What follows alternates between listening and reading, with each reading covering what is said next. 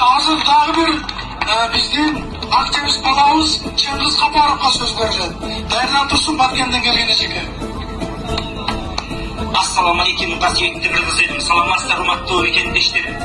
Эми бүгүнкү ушул Садыр Нуркожоевич агабызды Жапаровду колдоп келгениңиз үчүн чоң рахмат айтам. Мен бул иши менен 2011-жылдан бери иштеши бар ишини колдоп жүрдүм. Ооба, мен 2010 революцияга катыштым, бирок ал бийликке алданып калдым жаш жигит катары. Көрсө элдин тоногону, элди талаганы, мамлекетти жок кылган келген адамдар келиптир ал убакта. Анан кийин 5-чакырылыштын депутаты Садыр Жапаров Кумтөр маселесин алып чыкканда аны колдоп чыктык. Анткени биздин көчөдө укугубуз жок болчу.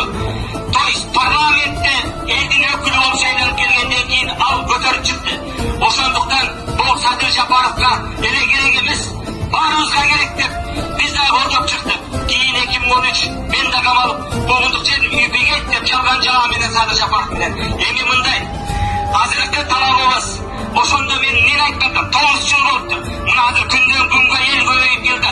Урматтуу мекендештер, урматтуу бийлик өкүлдөрү, бир нерсени билип алыңыздар.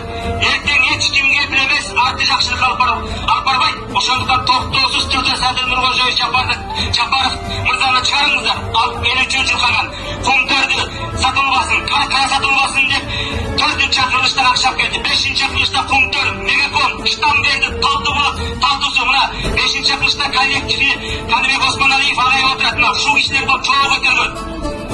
Биз эмне үчүн коркушубуз керек? Эмне үчүн? Азыр дагы бир кыргыздын жаранын мен тааныбайм аны. Бирок кыргыз үчүн күйгөн, кыргыз үчүн башын сайган Баткен областы, Баткен району катаран айыл өкмөтүнүн башчысы Сапаралы Бөрбаев окшогондой азаматтык канат койт. Бул да туура эмес, бул да кыргыз деп күйдү. Тетиякта отурган урматтуу мекендештерим, кино көргөнсү арызда отурбай келип элге кошулуңуздар. Мына азыр кандай болуп жатат?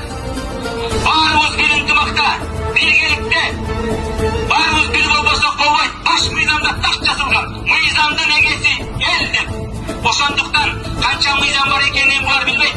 Урматтуу мекендештер, бүгүнкү биздин талабыбыз, мен дагы ушул колдоочу болуп, ушул адамдарды колдоочу болуп келип талаптарына кошулуп, биринчи талабыбыз Садыр Жапаров чыктым деген талабыбыз. Ал мыйзамсыз жатканын мен жакшы билем, себеп